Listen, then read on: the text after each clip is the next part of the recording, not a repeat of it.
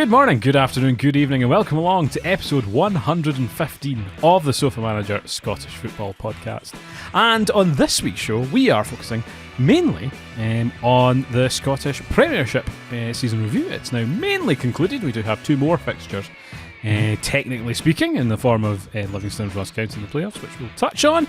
We will also be hearing about John Here's trip to Switzerland last weekend and how he got on there with the Swiss pastries, and tell you what, write in the comments right now if you can guess which team he went to see in Switzerland. Good luck with that one. And we will also be addressing some comments from last week's Falkirk season review. Thank you if you did tune into that.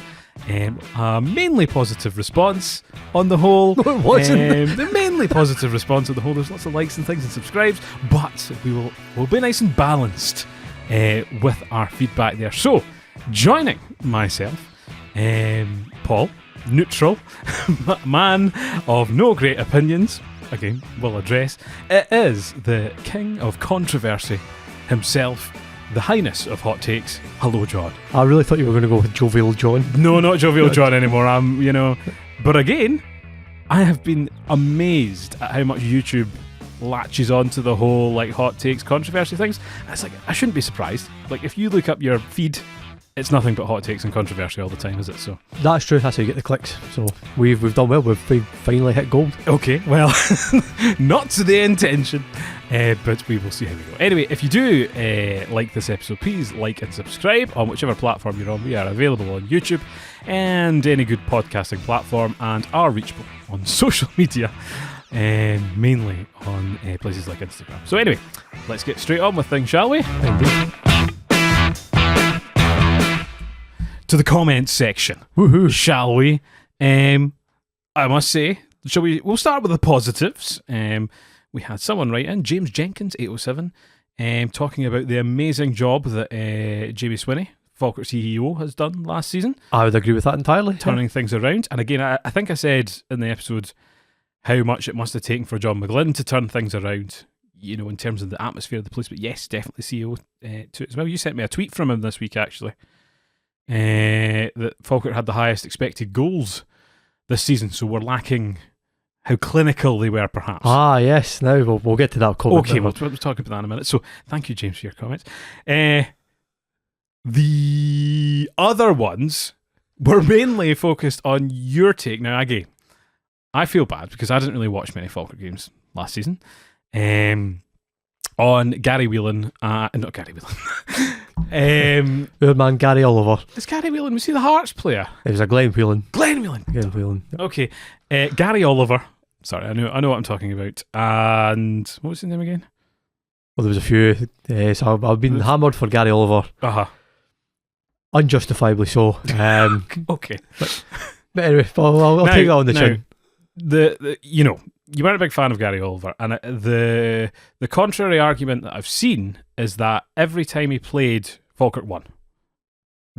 For the most part. So he missed out on the games where we lost, basically. He didn't play any of the Livingston games. He didn't play any meaningful minutes in any of the Livingston games. Yeah. I'd like to know why, and I don't know if John McGlynn addressed that at the time. Maybe. He's not the player for that kind of game. He's not physical enough, as we talked about last week. Yes. 3 goals and 2 assists in the whole season. Yeah, it's not. According to the statistics, I think assists will be quite hard to come by. Not to rehash the same argument, but yes, he did a job last season. Goals weren't his speciality by any stretch. A guy made a semi-valid comment about, do I know what a false nine is? Yes, but that's not our system. Like, that was a bit. They kind of mend and make do at that stage, because it was a choice of either playing Gary Oliver or Ryan Shanley up top. And yes, in that argument, you win by picking Gary Oliver. Things were a bit different when Barney came in, and then you had a focal point. Mm-hmm. McKeever came back in again, and things were fine. Mm-hmm. So, yeah, I've ruffled a few feathers there. Who knew? As an outsider, I look at him starting up front. I see him as a striker, and he's not got those statistics to match. And the fact that Arfield came in and outscored him, threefold.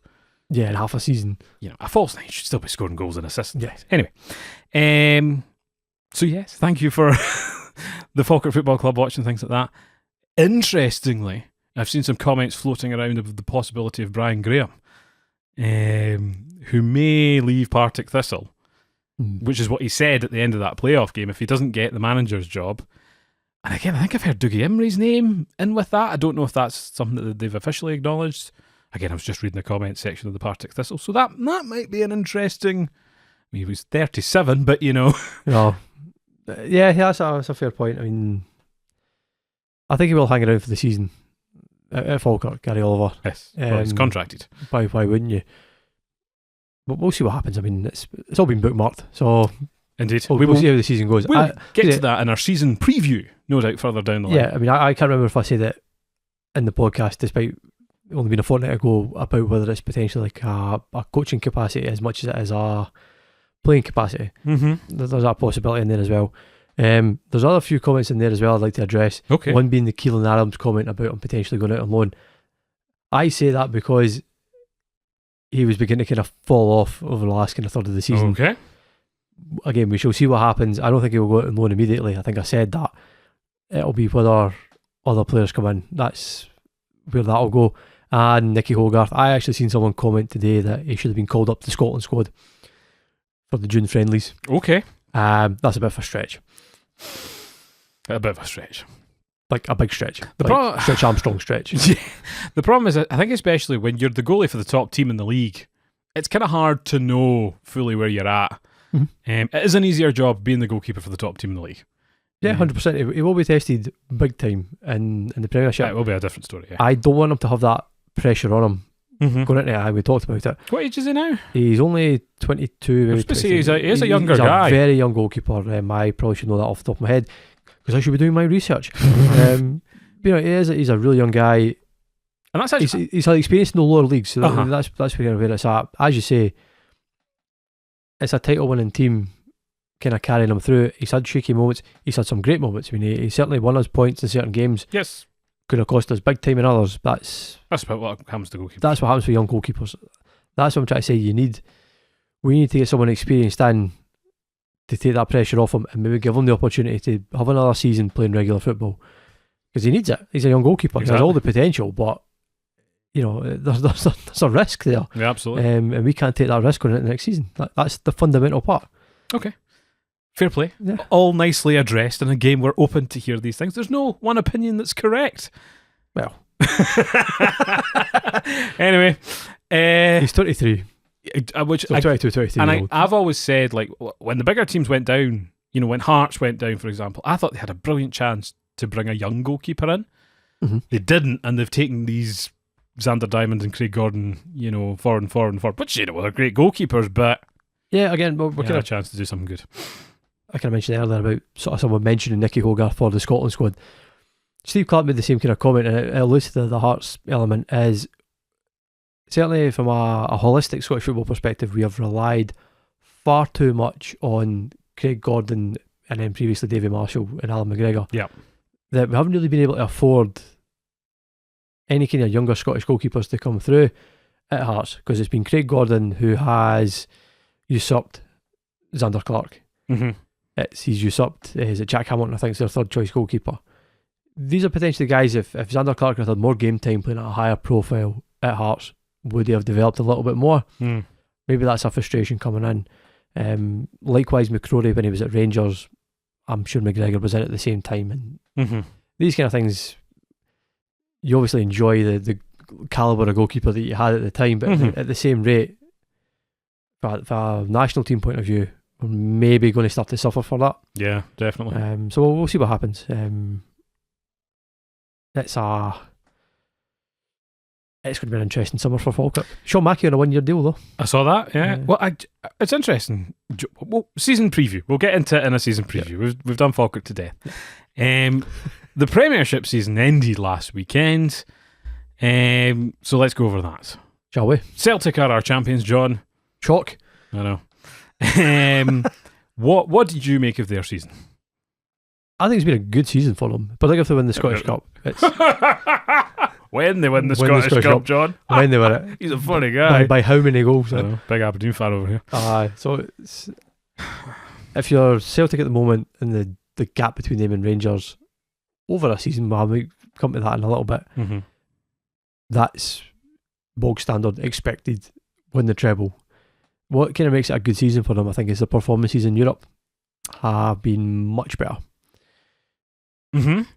And that they got, to be fair, they got hammered, I think, in Dortmund, but then they got like the 0-0 draw away at Atalanta, and from there, yeah, we're going to kind of pick up a little bit. I think they might even look back at those Bayern Munich games and feel they should have beat Bayern Munich. Yeah, should have done more. Towards the end of that Bayern Munich game, they should have beat them.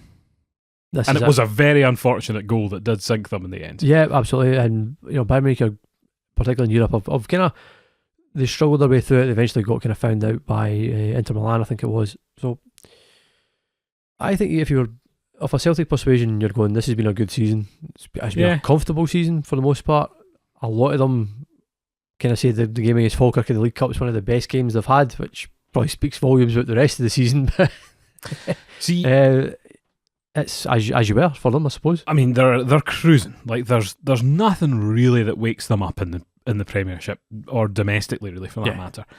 I think their Champions League record will look better because they progressed. Okay, now they didn't technically progress because they got to the playoff round, which didn't previously exist. I don't know. I think that's been really negative. In fairness, that to me would constitute finish third in the group, which again I don't think they've really done in recent history.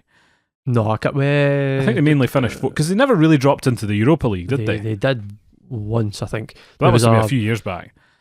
I think was it the season Rangers got to the League Cup, Europa League final. They were on a collision course at some stage. Right, okay. They meet in some kind of semi-final, but that never really happened. So I can't remember who beat them. But anyway, and I also think that their Old Firm record is poor this season. Yeah, it is poor, and that is a big part of being an Old Firm team. So that is the blot on Brendan Rodgers this season. I think is the overall results. I really don't like him, by the way. Rodgers, he's so arrogant. And I mean, to be clear, to be a manager of a team like that is absolutely the attitude you need. It is, you need to be smug, you need to be arrogant, because you are the standard for everyone else. Yeah. Particularly when he had to come back in a second time and re-establish himself. Aye. That took a lot to kind of do that, so fair play to him. Smug man. We talk about the Old Firm records, so they won the first one 3-0 quite comfortably in September. Big tick. Then they lost at Ibrox 2nd of January, festive fixture, which seems to always happen. Okay, balances it out. Yep.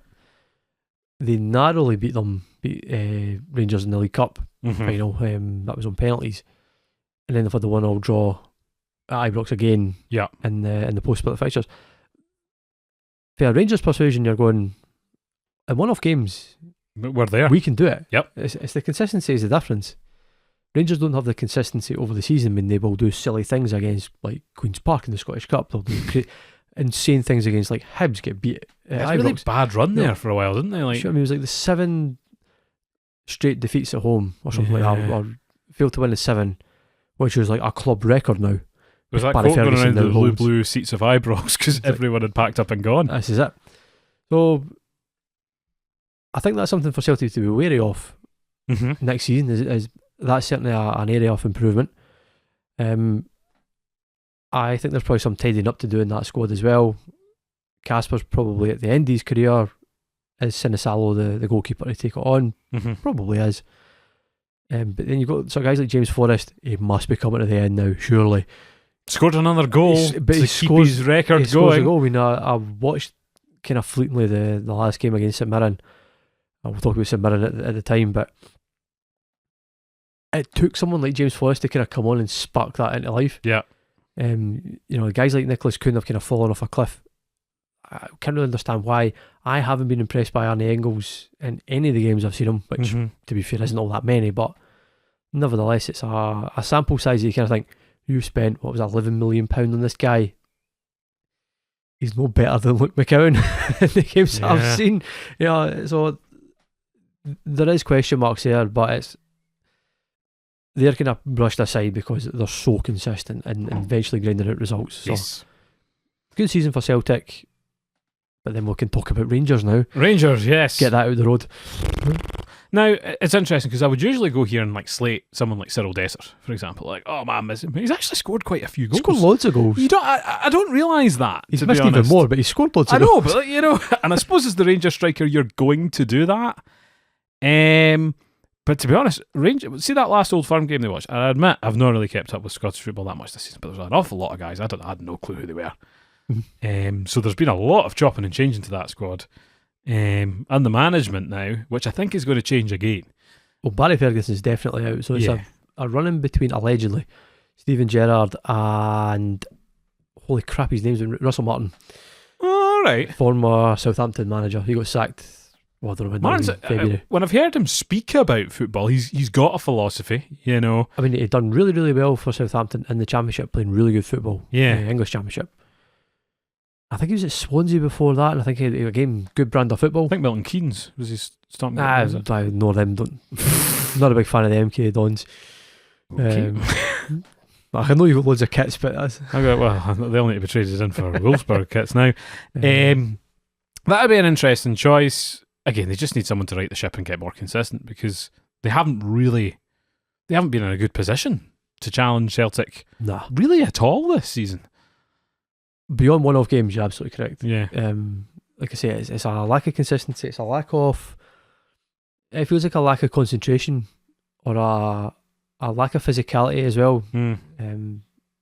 Celtic seem to be able to overcome that kind of physicality because they're so good technically. Rangers just can't seem to handle it. They can't handle games against Hibs, who are up in your face. Can't handle games against St Mirren, which is the same kind of big physical battle.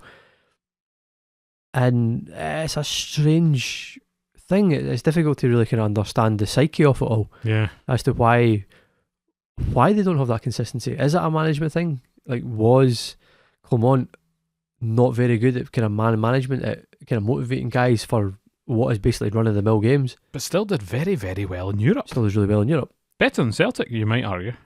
From the position that they were in. I think they had harder fixtures. Well, they didn't have harder fixtures. I'm going to get in even more trouble saying that. Actually, they got beat by Lyon, who pushed Manchester United very far. We will be really controversial. We'll get plenty of clicks. Okay. Rangers fixtures were much more difficult than I Celtic's. agree. Yep. Oh yeah, 100%. That is more successful than getting back to the playoff round in the Champions League. It's an actual knockout round. There we go. There's 1,000 views. Tick.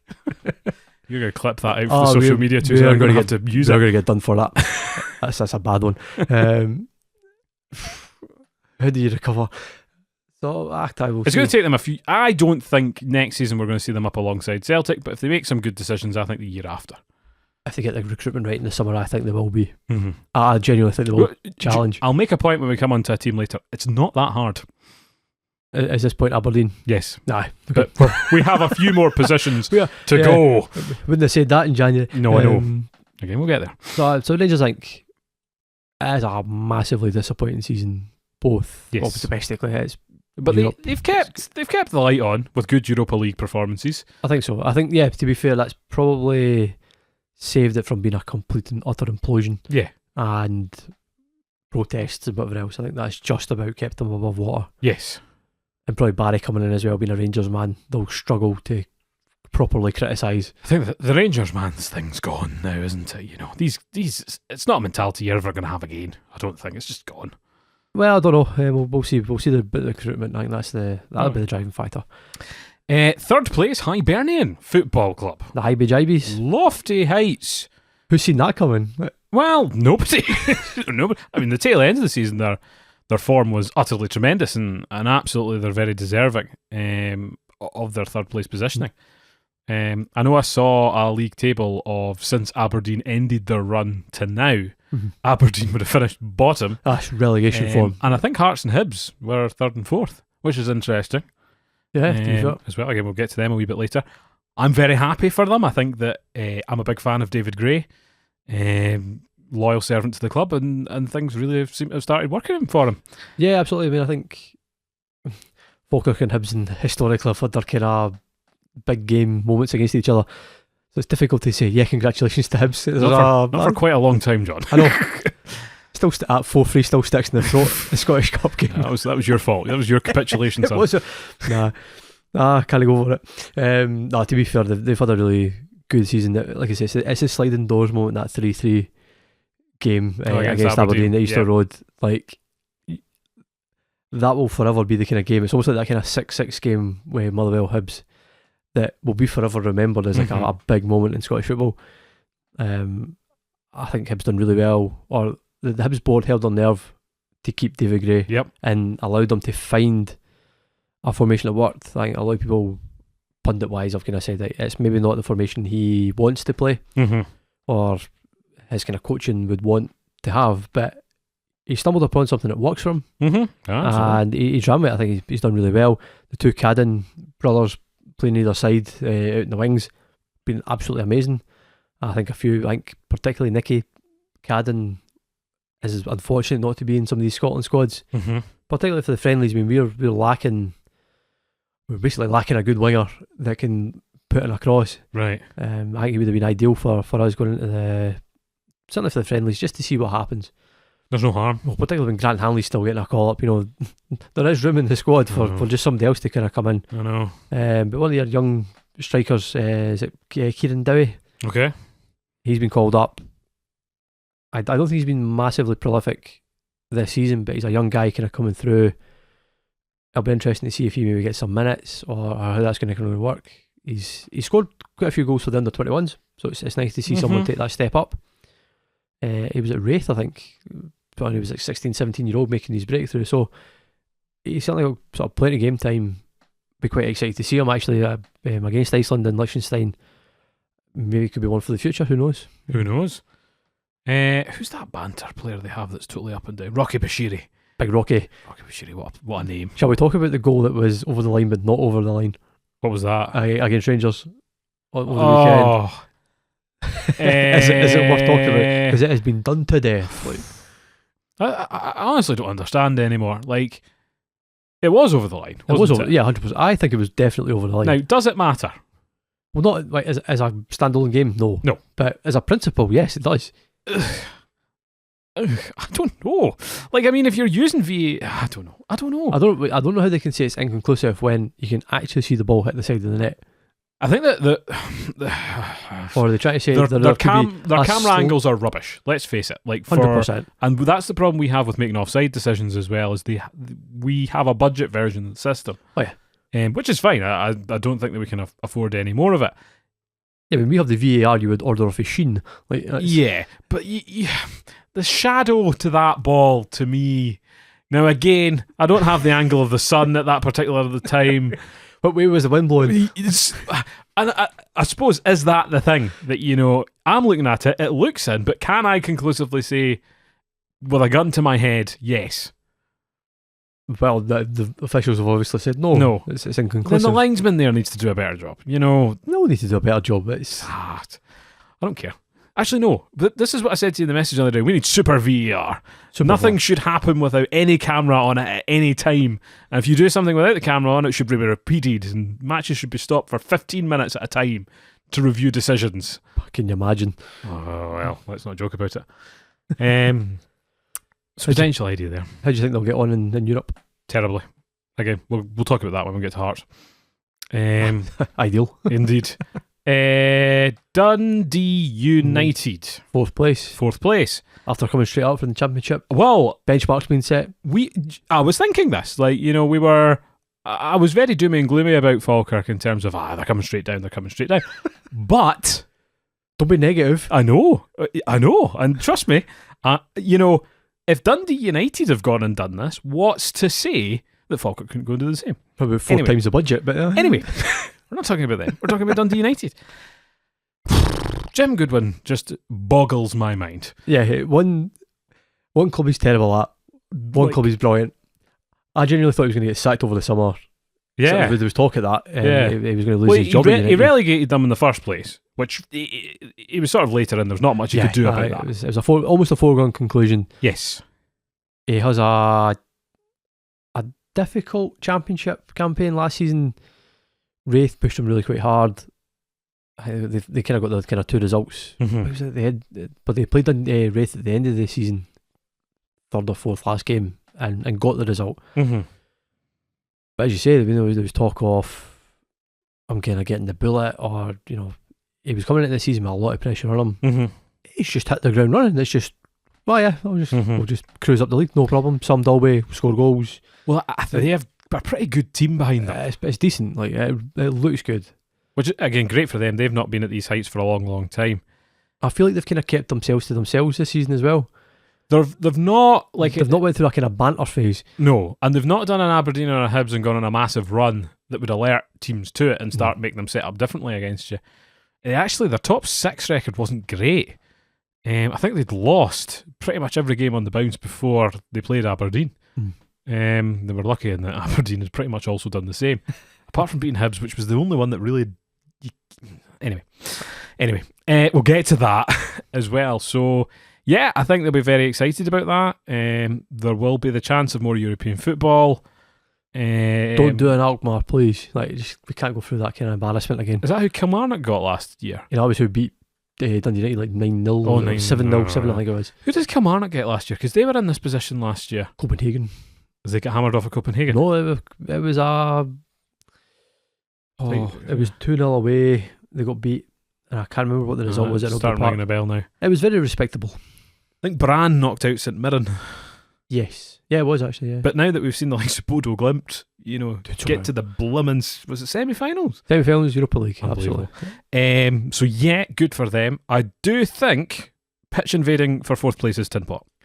That was very tin pot. Is it more or less tin pot than Partick Thistle running on the park against Falkirk? Was incredibly tin pot. That was very also, tin pot. Given how the way their season's finished. It's even funnier. I was sitting and thinking about this the other day, pitch invasions, what? Why? Yeah. And see, right, case in point, that Crystal Palace Man City game at the weekend, I freaking love the pans of the crowd. And the pan of the Crystal Palace is Crystal Palace. Did I just mispronounce that in the way I thought I did? I don't know if you did or not. Let's not go back to that. I kind of zoned out. Crystal Palace. It's classic vintage kits from years gone by. These are proper football fans. Cut to Man City and it's a bunch of Waynes. Yeah, is what it is essentially. And fair play, they'll continue to support Man City for a long time. Did they invade the pitch? No danger. Why? It's very seldom you get pitch invasions at cup finals. Why do you do it? You get there and then what do you do? Yeah, I mean, in fairness, I'm kind of with you on that. I wasn't the first on the park, shall we say, either at Montrose or against Hamilton in the last game this season. But I kind of sorted on just to see what it was like. But you kind of get, I mean, what do you do? Unless you're scrapping, if you're looking to kind of go the away fans, I don't understand your kind of mentality, but nevertheless, there's a purpose to you going on the park. Yeah. I know it's different, right? But as a school teacher, if I teach an amazing lesson, I don't then want my colleagues to burst in after the lesson's finished and start hugging me and high-fiving me. I'm like, no, get off me. Well, what are you doing? I don't know you. We've seen the repercussions of Jack McKenzie getting whacked by a chair. And that is... But then, again, that doesn't happen if the pitch invasion doesn't happen. However, that does not excuse the mentality of an Aberdeen fan throwing a chair at his own. That's just... I said to you, that's beyond even anything I've heard of Old Firm behaviour, in recent history. No, I mean, they keep it to small objects like bottles and lighters. Exactly. It's in the grand scheme of things, Chairs are easier to kind of notice when they're flying towards you. It may say something about Jack McKenzie's kind of reflexes.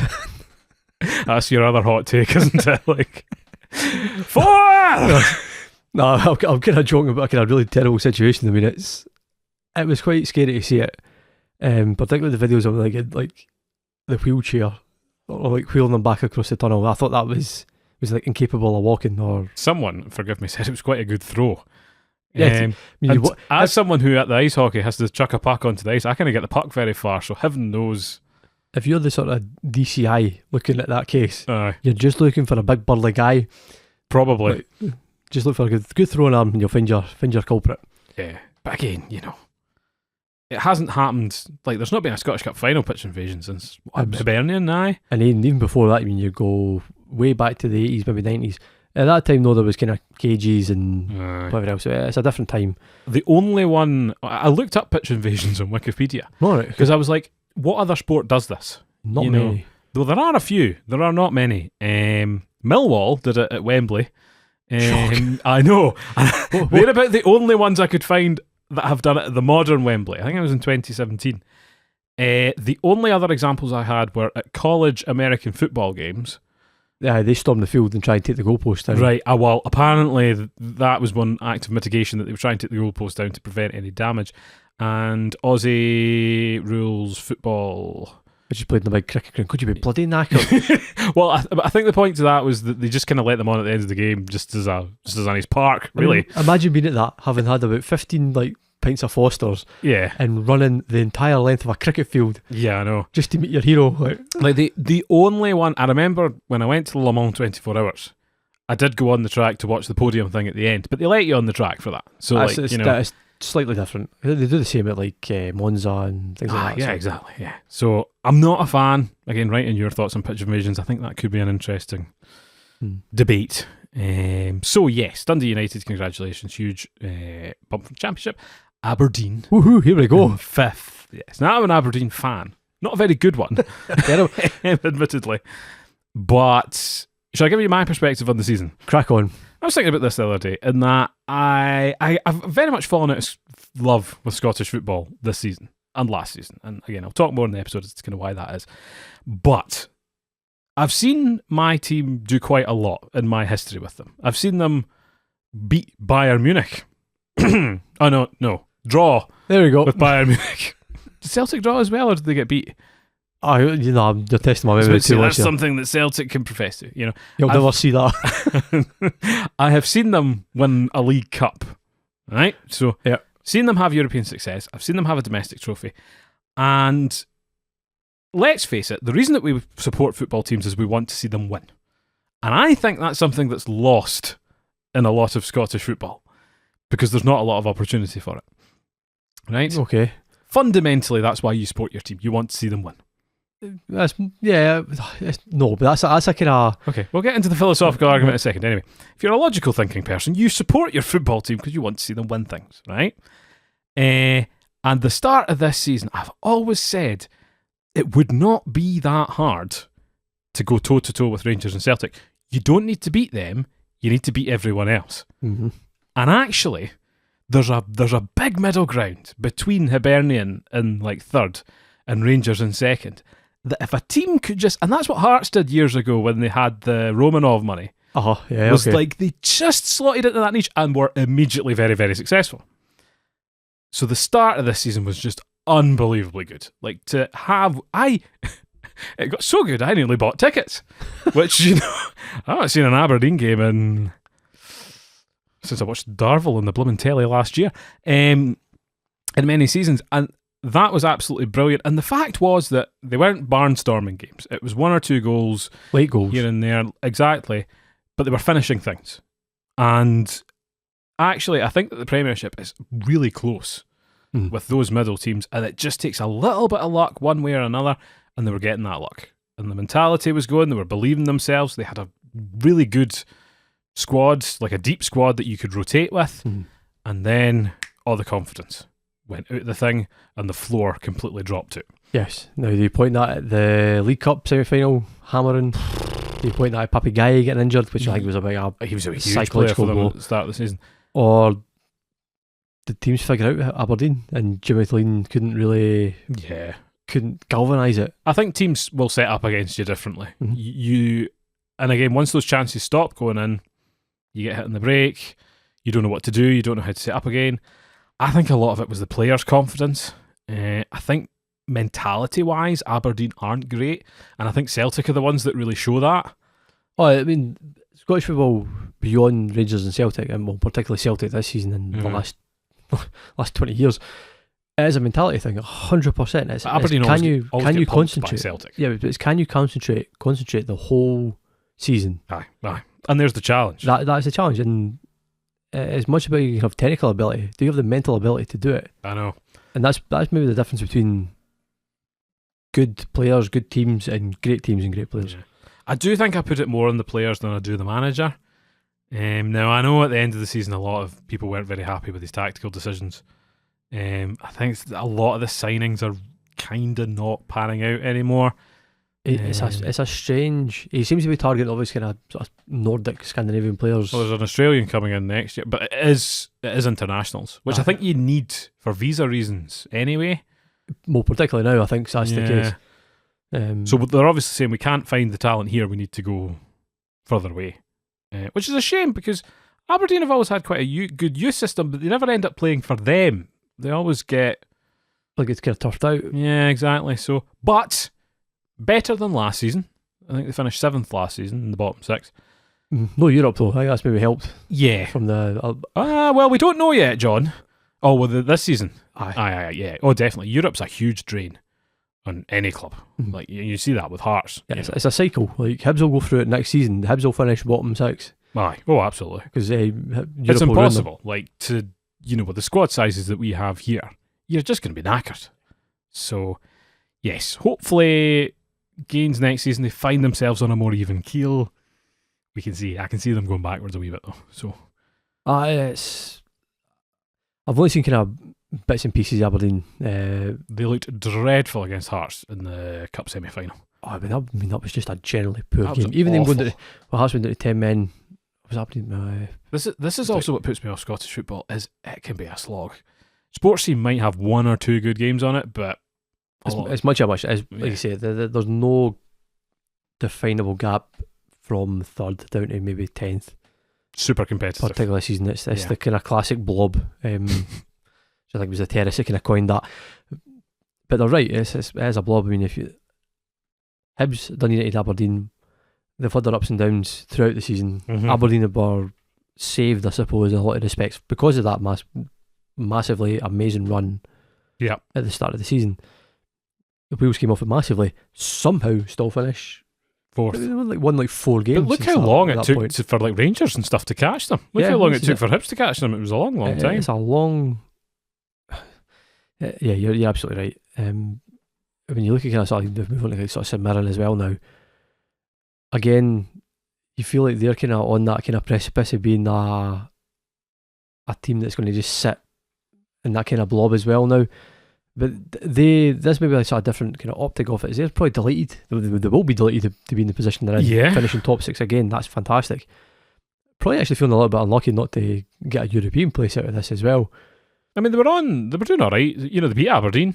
They've always been a bit of especially away from home. St Mirren have always done well against Aberdeen. And a few more points earlier on, they would have been right there with Dundee United and Aberdeen. Yeah. I mean, they probably got screwed over by being in those kind of European qualifiers. It's disrupted their start of the season. Yeah. Their kind of pre-season, it's maybe taken them a bit of time to get up to speed. But the fact that Hearts have went in for Dennis McInnes when they probably pay the same amount of compensation for somebody like Stephen Robinson. Love Stephen Robinson, huge fan. Infinitely better manager in my opinion. I think he's got a style that would have suited Hearts just brilliantly. McInnes has a good bit of experience at bigger clubs. Yeah, and we'll maybe come on to Hearts about that because I think there's a valid point in there about a couple of players. I just think Stevie Robinson's ready for a position like that, a bigger challenge. I know he's kind of been down to England briefly, didn't work out. That's not uncommon. But they've had some absolutely brilliant players. I absolutely love watching Toyosi Olusanya. I think that's how you say it. Who? Sorry? Toyosi Olusanya. Olusanya. Just think, lasagna. That's how you pronounce that. Not a big fan of lasagna. Okay. And not the question. Sort of bits of Roland Dowie, I think, is kind of coming through. I think he's on loan. 2 really good guys, and I will forever talk about Falkirk because that's my bread and butter. That's the template for us over the next kind of couple of seasons, is to build a really strong, physical, athletic team. Okay. That can kind of start to kind of steamroll a few other teams in the league. It is the absolute way to go, and it's actually quite good to watch. I quite enjoy watching some of the St Mirren games. It's quite energetic. It's recency bias, but watching them against Celtic at Parkhead, particularly for Roland Dodoe kind of catching the eye again, he was basically just brushing off Callum McGregor as he's running through. You're like, he's a very good forward player. That is what you need sometimes just to kind of get you over the line. I genuinely think they're probably one of the kind of best bang for the buck. Best bang for the buck. Best structure. I was looking on, is it transfermarkt.com for my statistics. Gary Oliver the other day.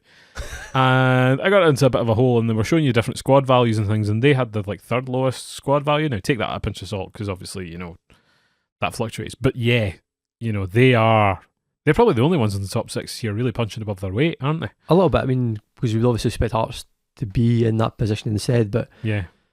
And it was like that for a while this season. We did have our Aberdeen, Hibernian, Dundee United, Hearts in the sort of it was big teams, smaller teams, everyone else. It was close to being traditional. Yes. Or natural order, as Craig Levine would prefer.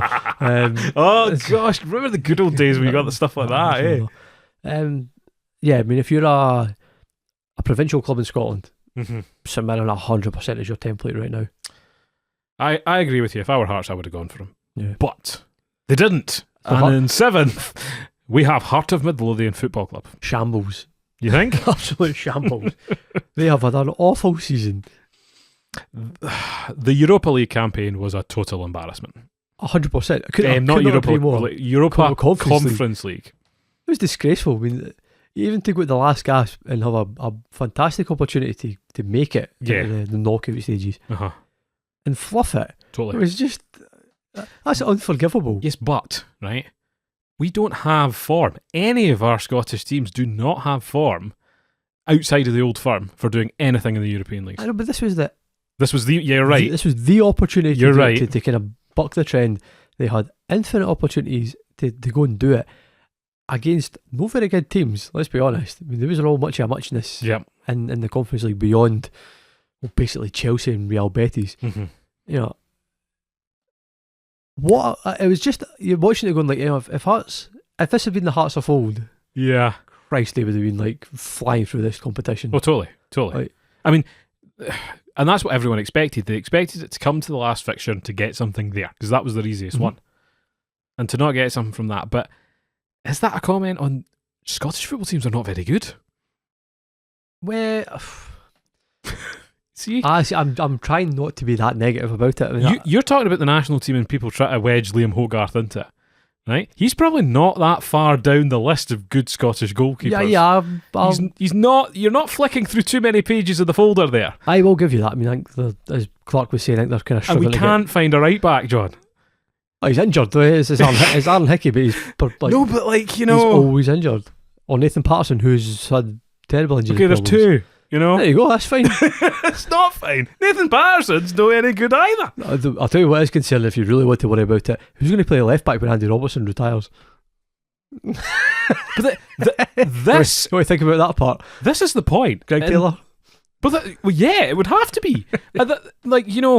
This is someone who's barely going to get a look in at his own club when Tierney signs a deal, which he's still not done yet. Well, he'll be perpetually injured at all, so that's the thing. Nothing to worry about. That is the thing. But I'm saying to you, like, we're getting left behind by European teams are getting better. Well, we'll maybe come on to the Swiss league, but okay. I don't think Swiss teams did very well. It's a good comparison. But we'll circle back to Hearts, because I think the McInnes appointment is fascinating for a lot of reasons. Critchley was a bad choice. Critchley was a shocking choice. Did they hold on to Naismith for too long? Yeah, they probably did. Naismith should have been sacked after the Falkirk defeat. They keep doing this, like over and over and over. Yeah. There's a fundamental issue. There's a lot of egos, I think, in that Hearts boardroom. Watching it for a distance, they're so far up each other that it's unreal. A lot of people who think they know what they're doing and they don't. Mm-hmm. A lot of people are calling for Anne Budge to go. Well, that's the very one. I don't know. She's done a lot of good for that club. She's done a tremendous amount for the club. The guys kind of came in. I forget his name. He's kind of bought a share in the club. Maybe that'll freshen things up a little bit. Who knows? The curious thing about McInnes is, will he be able to get a tune out of Shanklin if Shanklin stays? Well, I think that was his first port of call. What do you do about that? Because if you're Shanklin, I don't think you're getting the same deal you were last season. Well, you're not. No way. Like, you're not. He missed his chance. So did Hearts. Hearts could have cashed in. Absolutely. Their faff with Rangers should never have really been a faff. They should have taken whatever cash was on the table and let him go. Would that have worked out at Rangers? I don't think it. I mean, I think he'd be a good domestic striker, but I don't think he does a lot for you in Europa League games. He's like this. He's fallen off a cliff now. He's basically Chris Boyd. He is Chris, but that's what I wanted to say. But that's what Rangers kind of needed to a large extent, is just to be a poacher, because they've created plenty of chances. But then they've got lots of chances behind Shankland that young lads, James Wilson, James Wilson, who has scored some goals this season. You know, yeah, very young, very raw, but he's getting a chance. To be fair, but is it time to move off of Shankland, who yes brought you a lot of success at the time, but then maybe the team wasn't behind him. You know, it's a very different. Because I would draw a lot of parallels between what the kind of player that There was a lot of bad signings this year as well. Shankland is and what Adam Rooney is. Wow, we're going back now. We're going back, but the reason I say that is because Adam Rooney was phenomenal for Aberdeen when I think Denny McInnes was in charge. Yep. If he can replicate that, if he can get a system that works in the same manner, if he can find two decent wingers in the same way that would have been what Johnny Hayes, Gary Mackay-Steven, Niall McGinn, these kind of characters. By the way, that behind. successful Aberdeen team was predicated on signing the best players from other Scottish teams, which they've long since abandoned, which also plays into my theory that Scottish football teams are bad. Or getting worse. Bad. Anyway, yes. I mean, there's chat of him taking some of the best Killie players with him as well. So the very thing. I mean, if he's able to get, he's probably going to get. I think Bobby Bills is going down to Swansea. Ironically, Yeah. there's a few others in there. I think even I was talking to someone today. I can't remember who said he was going to take them. particularly how terrible Dundee have been this season. Like, Lyle Cameron is a great player. I don't know if you can prize him out of Dundee. I highly doubt it, unfortunately. But if you were, Oh, well, Hearts have the muscle, don't they? they should be able to try to go for these Maybe kind of not guys. with Shankland on their books, though. I mean, if he's a free agent, I don't know. Who takes him? Yeah, exactly. Does he become a squad player for Rangers? I don't think Rangers would go in for him. Not if they're going to get the money for the 49ers. Well, that's the thing. They're up in the air. They are now fishing in a completely different pond, like 100%. If Shankland leaves Hearts, he's going to an equivalent, which is basically Aberdeen, and he's never going back He's to not Aberdeen. going to back to Aberdeen. So, Aberdeen have like 5 strikers on their books anyway. and I don't think he's capable of playing in England. So he either stays at Hearts or he falls down a level to, oddly enough, for somebody like St Mirren. Maybe Dundee United. He was there in the past. Just something like that. I'm not too sure. It's a really interesting one. And I think McInnes' intent is to talk him into staying.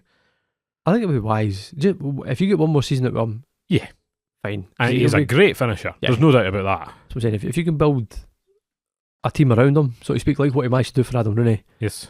Yeah, I think that's a game changer. Okay. Good appointment.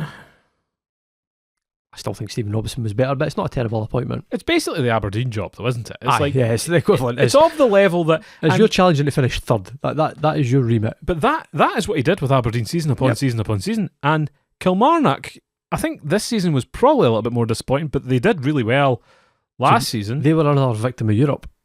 That's true. Well, but I know it's very early doors, but it has a knock-on effect for quite some time. And they got quite a lot of players sent off as well.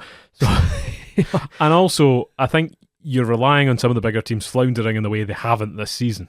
100%. So, you're going to yo-yo like that. So a good time for him to go.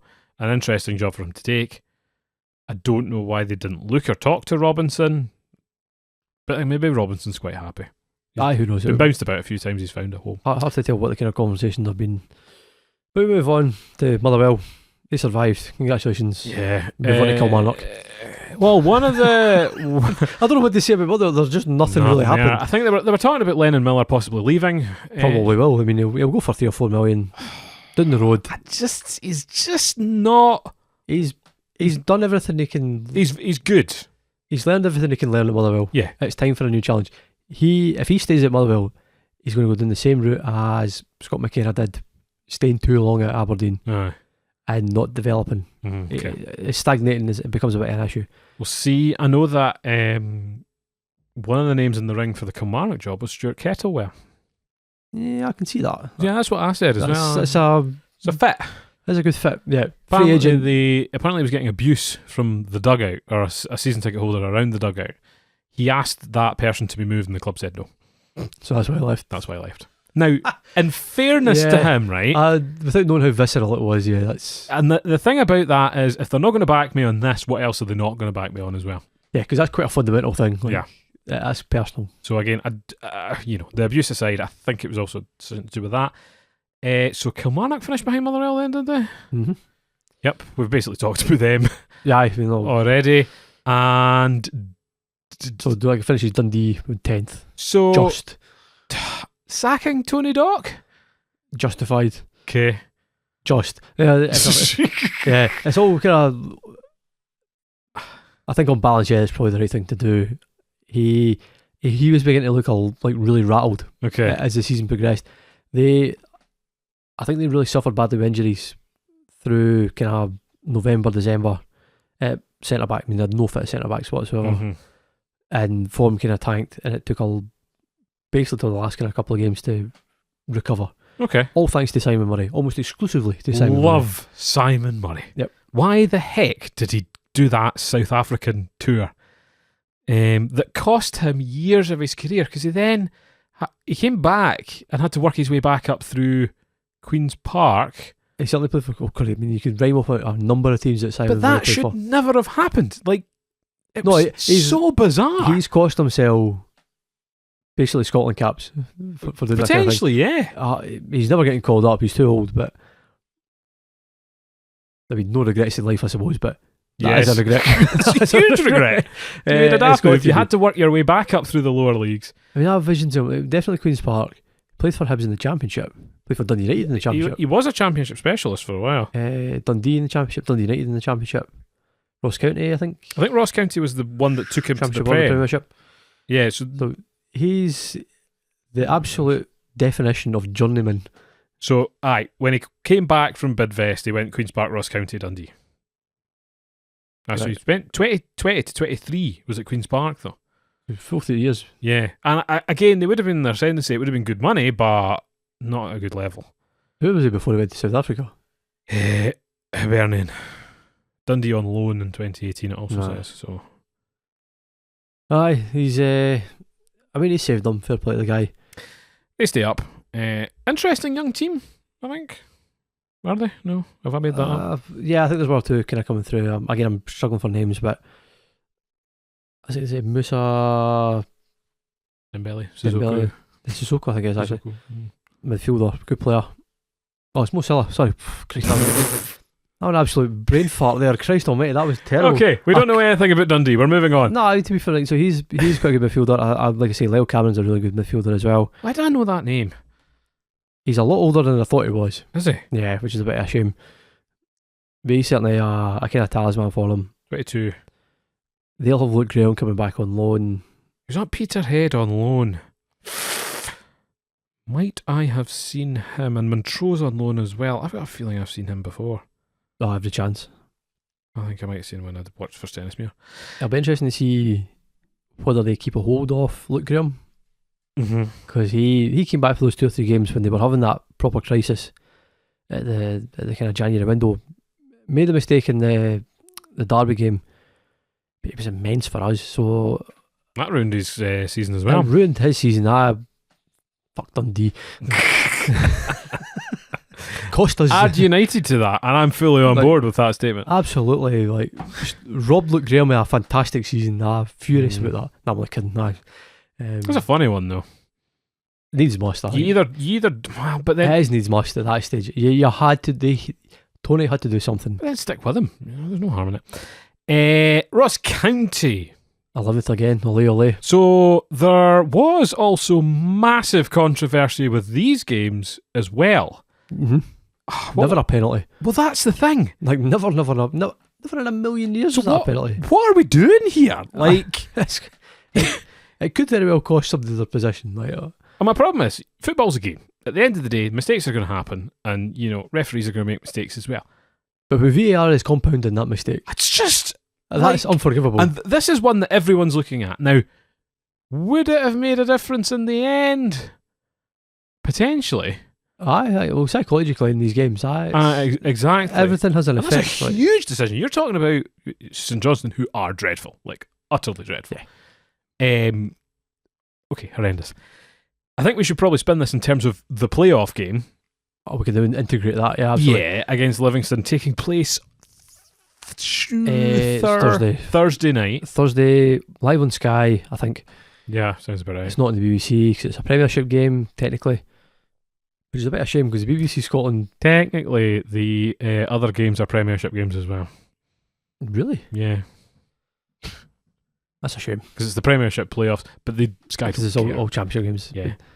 I think this is the kind of token gesture for Sky for like the kind of non-old firm kind of. I haven't watched any of the Sky coverage this year. It's been dreadful. I couldn't enjoy it. Conversely, the BBC Scotland coverage for the Championship games and the Alba coverage for the League One games, of the kind of few I've watched, really good. Like they're simple, it's straightforward. It's the punditry's actually not too bad. I really like Al Lamont as a kind of commentator. They're really enjoyable to watch on a Friday night, and they're even better to be a part of sometimes as well. So the good thing is they've sent a lot of their big guns. Certainly for all the Falkirk games I've watched, and the Falkirk games were mainly big games. But yeah, you were getting your Michael Stewart, you were getting James McFadden, you were getting another relevant personality. And sort of Leanne Crichton certainly come on to one as a kind of pundit. Really quite enjoy listening to her. Okay, yeah, she's good. I like her. Amy Canavan doing the interviews is grating a little bit, but we need to get off that. Like every week it's something. I know. It's fine. Ian Wright will take her job soon enough. What would you rather have, Eddie Luco or her brother? I want her brother's punditry. He's freaking a legend. Whatever happened to Sonia Luco? Rangers and Aberdeen fans, possibly Birmingham City. She took his job. What did he go after? He went somewhere. He had a trial at Juventus. Juventus should have taken him. He would have been brilliant there. Anyway, who is winning this Premiership playoff in Livingston versus Ross County? Livingston on penalties. I think Livingston are with them a really good shout at this, especially because Ross County had to keep playing up until the last. There was no rating. Yeah, absolutely resting anybody. Livingston arguably are more well rested. They should be more kind of well rested. It was so comfortable in that second game at Almond Vale against Partick. Right. So hold on, right? What also gets me is what the heck happened in the last game of the season. Yeah. Listen, that's pressure maybe took them at that stage. They were afraid of a pitch invasion, John. That was the nerves that got to them psychologically, I think. Because that's what would have happened. I'm not going to make a joke about the crowd. They have a really funny way, by the way, of filling their away allocation at Almond Vale, like going from left to right. It's a random corner and then out the way. I was really properly disappointed in the Partick Thistle crowd at that game. I know they were 2-0 down going into the game. There was more there than were at the last game of the season. Yeah, which game was there? Do you reckon? Yeah, I think so. By the looks on the camera. Muchness. So, but when you compare it to the crowd they took to Somerset in the quarter-final, they stacked out that away end and it looked absolutely brilliant. But then I know it's the Livy away end will look bigger. Like it is bigger, sorry. But it's a whole blooming stand. I reckon there was only maybe about 12 to 1,500 at the absolute most. Okay. I mean, I really genuinely expected them to kind of really properly pack that out. Yeah. If they got a good result in the first leg, potentially, but that wasn't the case. I dread to think what the crowds are going to be for these playoff games, particularly the second leg. I had every sympathy for whoever was going to be in that final, having to go up to Dingwall on a Monday night for a fixture. That is how they've allowed that, how the authorities have thought that's a great idea, let's do it, it's beyond me. Champions League weekend. Even still, so you're moving it out the way. I mean, you could do it Sunday maybe, but then even if you do it Sunday night, Sunday afternoon, 4:30. I don't think there's anything really clashing with that, because the English Championship League 1 playoff final is at 1:00. Yeah, Charlton game. Oh, I saw it. Was it Greg Docherty was saying he's going to fly his dad down or something like that? Is he? That's a nice one. You not see that interview on he was going to get your tickets, you're flying, dude. It's a great Greg Docherty impersonation, by the way. I didn't even know he was at Charlton until I saw that. They've sold out their allocation as 36,500. Loved him. Is he not in for a shout in the Scotland national team, by the way? He should be. I like him. He's absolutely class. Hard worker. Really, really good player. If he does well in the Championship, yes, 100%. Okay. I would have him in there. But we're very off tangent now. Yes. St Johnstone finished last. They were rubbish. Yeah, and paying Uche Ekpeazu a phenomenal amount of money. I saw him. I was like, oh my goodness. I mean, right. I love, and this is, I wax lyrical about Sonia Luco there, but there was someone who was fast with skill, who could dribble around people. Big strong guy. No, he wasn't a strong guy at all. But what I'm saying is they had these individual characteristics instead of being all-rounders. Right? Mm-hmm. Uche Ekpeazu. You're as bad as me when it comes to pronouncing. I know. Is a freaking unit. Take you back to Enoch Shoumne days of Falkirk. Yeah. And what a brilliant unit he was for Hearts. Now, That's obviously not worked out for St Mm. Johnstone. But I do miss the individuality, and that you'd have fast players, you'd have strong players. Everyone now is basically much of a one system. You do get faster players, you do get stronger players, but they're generally more well-rounded. It's now. been coached out of them. I think was it? Yeah. We're going to a really It's high the level. individuality. Was it after the FA Cup games? Paul Scholes basically saying if somebody like Eze was playing for Man City, Yeah. his sort of skill and individuality would be coached out of him, Yeah, probably. and that's where football's kind of been going. Is the kind of Guardiola? It was a win for the good guys. Lonker he is, by the way. Um, Yeah, but because I looked up the St Johnstone team on that last game, I didn't recognise barely a name. I don't know anyone. it's kind Max of Kucheravi, who used to play with Falkirk. Yeah, but that, briefly. that says a lot. I mean, that was a kind of relegation. Was it the relegation season? No. Or was it a League One? I think it was a League One season actually. Yeah. Again, far too weak to kind of play in Scottish football. That kind of cost them. Probably overdue this, because they were provincial It's kind of. I mean, they have Championship Division 1 team for a long time. they've had an unbelievable time in the sun. They couldn't have been in the Premiership at a better time with sort of Rangers, Hearts, Hibs, Dundee United all collapsing into the Championship. And this is coming what back. has also put me off Scottish football for a long time, because they had their great cup wins. Mm. That hasn't hammed for ages now. It's, you had a it's- stint where loads of different teams won it. Now it's just been the same one over and over again. Yeah, but as I've been saying in the podcast before, that the best thing Scottish football could do if they wanted to kind of reform and take some pressure off European clubs. Yep. You qualify for Europe, you don't qualify for the League Cup the following season. That would help. And just let other teams win it. Nobody else does that, though. Around Europe, I mean. Nah, but I think that could work. You would have to play a lot of the games midweek, but Yeah. that's fair enough. Any help would be great help. Other playoffs we'll mention briefly around the league. I saw your Draconians won the Championship playoffs, so they stay. Airdrie survived, beat Cove. Congratulations. I think that's just and well deserved. They were coming into a game coming into the season. I think they should be fine next season. I think they've had a sticky patch. Good. So we'll see how they get on. Who won the League One playoff? East Fife. Did they? East Fife are promoted to League One. Good They for them. beat an Athletic 4-3.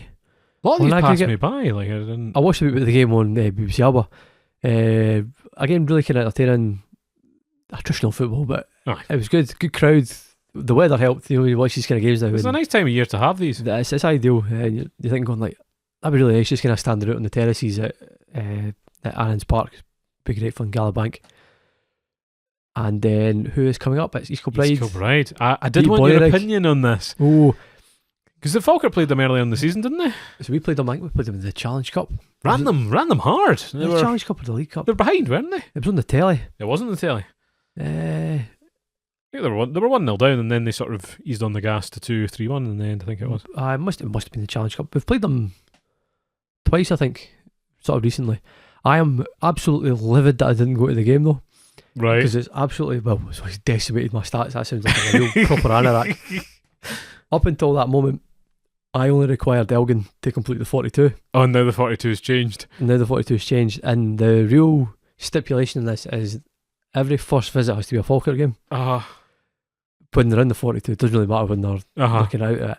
It's now going to become very hard. I'm now praying that They we get drawn in the same group. we get both of them in the League Cup group stages away from home. I don't think that's possible. I would take Elgin every day. They won't be in the same. Elgin won't be in the same region. I think no.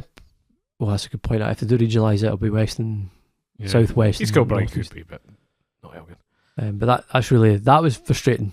really, really frustrating.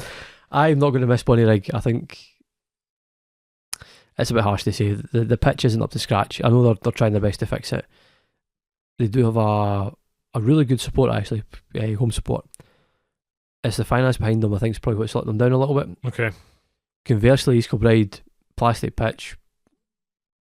I don't know if it's any good or not. Not a massive home support, but they're very. It's quite a big area. East Kilbride's a big area, but they're all. Rangers yourself. Yeah, it's the same. They're caught with the Or same Partick. problem as that's South. East Kilbride's South. Albion Rovers. Motherwell, Hamilton. No, Albion Rovers. That's like Coatbridge, Yeah, which but is near Airdrie. it's close we're there. yeah, I mean, it's in that. It's sort of it's South Lanarkshire, right? Anyway, yeah, there's a lot of people in East Kilbride. It's on the M74, I think. Yeah. So they're almost kind of caught in the same problem as what somebody like Hamilton. Yeah. On a slightly smaller Well, in scale. Cumbernauld, there's loads of people there. Jokes. They really are the banter club now, aren't Yeah, they are. We'll see how they get on. I think they will have a lot to learn in the same way that Bonnie had a lot to learn. Mm-hmm. And then they'll be requiring someone like Stranraer to have another shocking season. At which point they'll just fold. Yeah. Like, you know. South of Scotland, probably. Yeah. Oh, well, exciting to see. Lots of action. You sort of touched on it earlier. You were in Switzerland. And for all the people at the start of the podcast that guessed where you were going, do you now want to reveal which team you went to see? Yep, I went to see Servette, if that's how you pronounce it. Who? Sorry, what? Servette. I have heard of Servette, in fairness. They played Rangers in the Europa League a couple of seasons ago. Did they? Yep. A pleasant reunion. When I went to Google sort of best seating plans or where to sit in the stadium, it was just like pictures of the Rangers away corner where they'd been kind of kept. So all right. Fair enough. I got Reminiscing. Nice panoramic view where I could sit in the home end.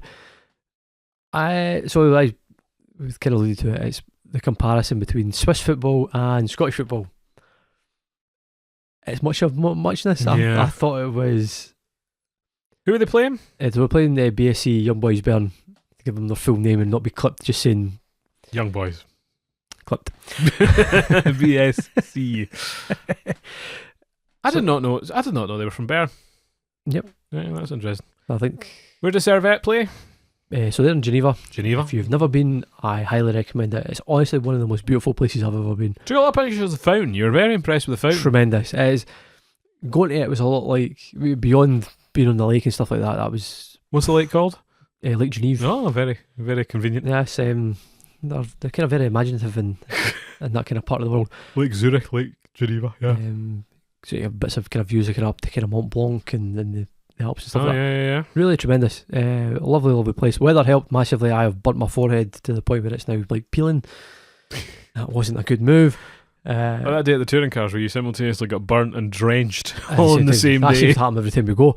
Yeah, it was brilliant. 10 francs a Guinness though. That was a bit of a sucker. That's like I basically have no idea what that converts to. like £10. Yeah. For a pint in a couple of kind of expat pubs. Yep. Oddly enough, I was there at the same time as J.D. Vance. No, it wasn't J.D. Vance. It was Scott Bessent, Treasury Secretary of the US, and some high-level delegation for China. Okay. On meeting in Geneva to talk about trade and sort of reducing the tariffs and stuff like that. So I had a few kind of comments from my finance bros saying, "Oh, is that you out there to kind of bang some heads together?" My finance bros. These are me. And then Eurovision just the week after. This is it. Well. I was in Basel just up. Much more your style, I think. I watch enough Diddies on a normal weekend. Like, You're following the trial, have you? Anyway, sorry, we've gone to Zurich, lovely place, but no, Zurich, Geneva, lovely place, Geneva, but expensive. Lovely place, very expensive. It's what you would imagine Edinburgh to be like if we actually took care of it. Ooh, very historic. Ooh, really. We're on the hot takes tonight, aren't we? It's true though. I mean, Edinburgh's dreadful. I hate going to Edinburgh, even for my work. I like Edinburgh. I hate it even more for going to my work. But anyway, by the by. Like and subscribe. It's like you're going to like a really kind of historic medieval city. Yeah. You can go up to the St Giles Cathedral. It's actually the birthplace of the Reformation. So they've got the four men on the wall who had a dream. Sitting you picture that and no one laughed. No one got that joke. No, nobody did. They've got a big kind of statue of Ireland's favourite, Oliver Cromwell. He's there. All right. Good for him.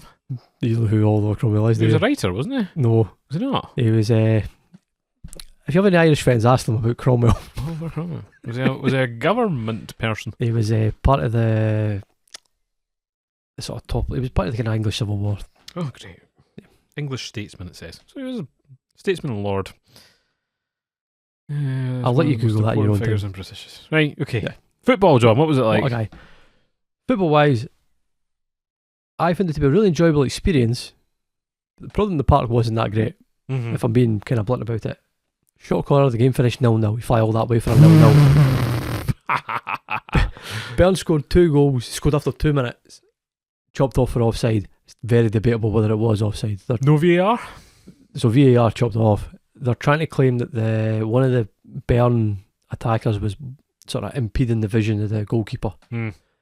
Bollocks. Super easy I to say hate that rule. It is absolutely nonsense. Very open-ended. Aye, so that right for that very moment, 2 minutes in, you're like, this is finishing 0-0. Just as soon as you see it, I'm done. they then scored another goal, again ruled out for offside, just as the kind of pyro show was kicking off as well, weirdly enough, after half an hour. That's good fun.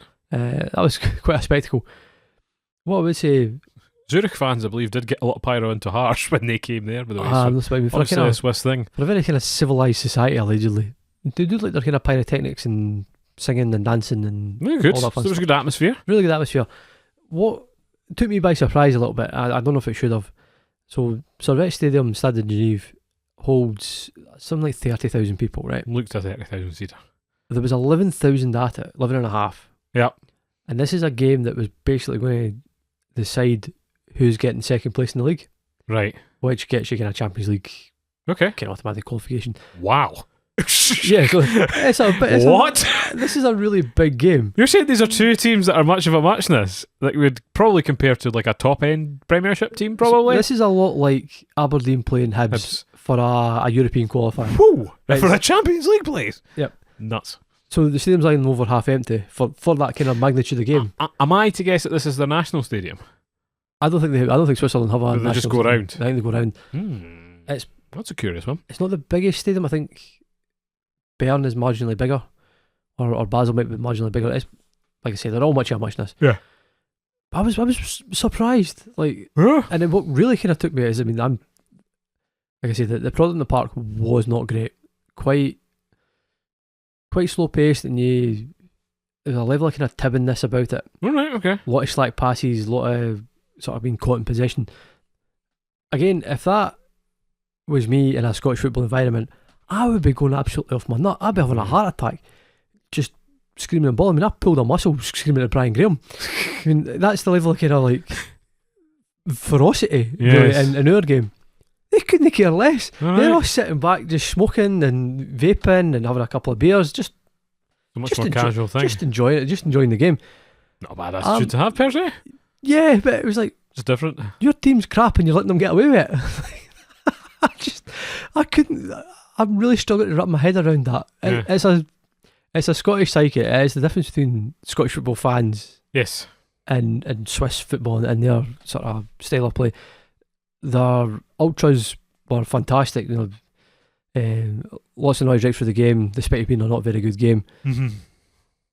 But your kind of average punter in the main stand or whatever, just they're there for their kind of sausage and chips and a couple of beers. Maybe Which- just a lot of tourists in for that game, maybe. Every chance, I don't know. I mean, it's obviously a very cultured, civilised, sophisticated society. Mm-hmm. We're a bunch of barbarians comparatively. So that's obviously demonstrated in the stands. Yeah. So I would definitely go back. I'm kind of looking to go back to Switzerland again. I fell in love with the place, really. It's fantastic. But I don't know. Just a different vibe. I would need to go again and just see if it's the same in other places. I mean, if I went to Zurich, watch Grasshoppers, or go and watch FC Basel, maybe go to a Bern game, maybe a little bit different regions, because obviously Geneva's on the kind of French border. Yeah. It's predominantly French spoken, which was a bit of a challenge in itself. Because I had a guy come up to me. I arrived on Friday, I'd seen somewhere on TikTok about where to go for my lunch, or smash burger, tremendous, paid a fortune for it.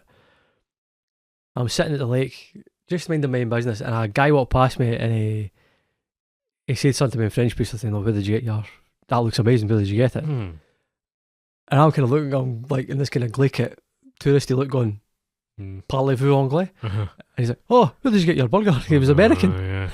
Oh, there you go. So it was like, oh, right. Aye, but you're in a financial centre. International thing. I mean, I'm eating my burger off my EasyJet flight while the Ritz, the Fairmont, and the Savoy are all behind me. Okay? Maybe that's why the football atmosphere wasn't quite so Surreal, but it's tremendous. I highly recommend going to Geneva. It's a brilliant place. Oh, well. There we go. A fun trip had. I think that'll about round us off then, John. I think so, yeah. Again, any comments you may have about anything said, pitch invasions, agree or disagree. Are Scottish footballers rubbish? Should Liam Hogarth be in the Scotland squad? Nicky. Okay, whatever. You've done that twice. I've let the first one slide. Oh, did you? Too many names, too little time. Anyway, it'll be a thank you for listening for myself, Paul. Yeah, cheers guys, all the best. And have a good evening, good afternoon, and a good morning. Goodbye. Bye.